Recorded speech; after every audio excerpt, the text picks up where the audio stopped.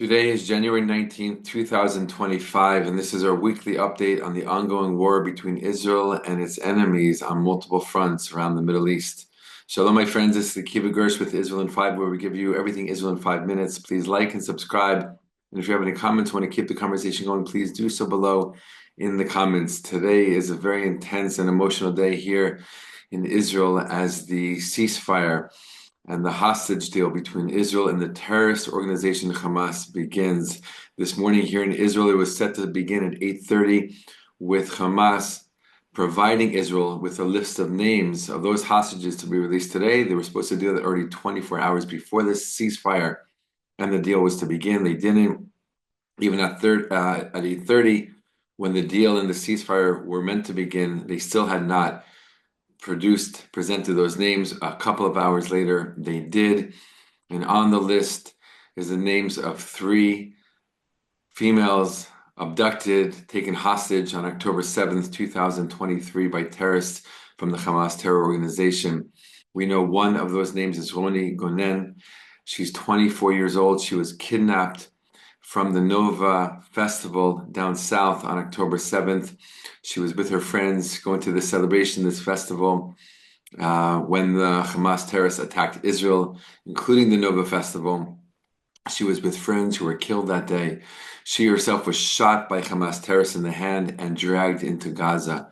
She will, God willing, be released today, along with two other female captives, hostages, whose names people believed were released earlier today, but as the time of this recording, we still don't know officially who those other two are. Apparently, the families of those two other hostages have been notified, and we will know shortly who they are specifically. These three hostages are set to be released back into Israel later today, late afternoon, early evening time. Everyone's eyes are on that, obviously, and all of our prayers and our thoughts are with the families of these hostages and all the hostages that are set to be released in this first phase of this ceasefire and hostage deal that will take 6 weeks to unfold. Over the next 6 weeks, a few hostages will be released every single week.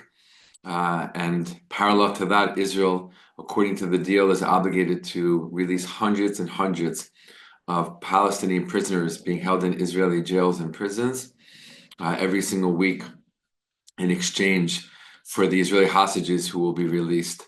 Amongst them are terrorists who carried out terror attacks, murders against Israelis, killing many Israelis. So it's a very, very hard day. On one side, everyone is so happy for the hostages to be released and for the families who will be receiving them after these 15 plus months of such intense hardship, pain, and suffering. And at the same time, to know that terrorists will be released in parallel is just beyond words for Israelis. Too intense, too painful. Many people know families who are directly affected by terrorists who are being released in this deal. I personally know two people who lost family members as a result of terror attacks carried out by Palestinian terrorists, killing their family members. And these terrorists are going to be released either this week or in the coming weeks. It's unbearable, it's unthinkable, but it's happening, and it's part of what's happening right now in Israel. So you can imagine the emotions are all over the place. Both the joy and the happiness and the celebration for the hostages who are coming home finally, and the intense pain and anger and disbelief that we have to release such barbarians and such monsters in order to get our innocent civilians back. It's an intense day, and we'll continue the coverage and update you as events unfold. In the morning hours here in Israel, something amazing happened. In the middle of all this confusion and darkness, will there be a deal? Will there not be a deal? When Hamas still had not provided the list and the deal had not yet begun. After 8:30, again, when it was set to begin, Israel announced that they found and brought back the body of Oron Shaul, who was an Israeli soldier who was killed in the war between Israel and Hamas in the Gaza Strip in 2014.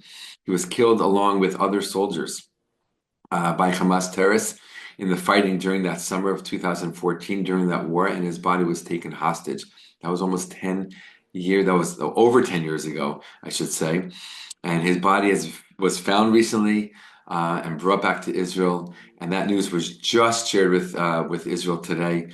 So in the mix of all these very, very, very intense and mixed emotions, that is an absolute joy and celebration that his family will have a place to bury him and a place to know that he was finally brought back to proper Jewish burial in the land and the state of Israel.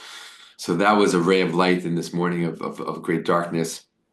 And please God, we will see a few more rays of light later today with the release of these three hostages. Again, one amongst them, Roni Gonen, and we'll update you with the others as we find out. And for sure, we'll be talking about it continuously this week here on Israel in 5. This is a whole new chapter in this war. Of course, there's also a ceasefire. So Israel stopped its military actions in the Gaza Strip. As a result, temporarily, as long as things continue to go smoothly, that ceasefire will continue and take hold. In the morning hours before Hamas provided this list, Israel continued to attack and to carry out military operations in the Gaza Strip until Hamas provided that list. And once they did, the ceasefire went into place at around 11:15 Israeli time this morning. The terms of the ceasefire are basically, of course, stopping of fighting. Israel continues to be in the Philadelphia corridor, which is between Egypt and Gaza Strip, to make sure that there's no infiltration there. Israeli troops are pulling back to the border area, about approximately on average 800 meters from the border, but inside of Gaza. So they're not. There are some soldiers who have left in recent days, but not all Israeli soldiers will be leaving. They will be inside in a buffer zone during the ceasefire to make sure that Hamas doesn't attack Israel again. Lots of questions, lots of unknowns, and we'll again update you as things become more clear and things unfold. But today, the greatest news is the release of three female hostages after over a year and 3 months being held in captivity by Hamas terrorists, Hamas monsters, and they will be coming home finally to Israel to their families and start that long journey of healing and reintegrating into everyday life. We'll keep you updated. All the best, my friends. Thank you for your prayers and your support. We'll be in touch soon. All the best and be well.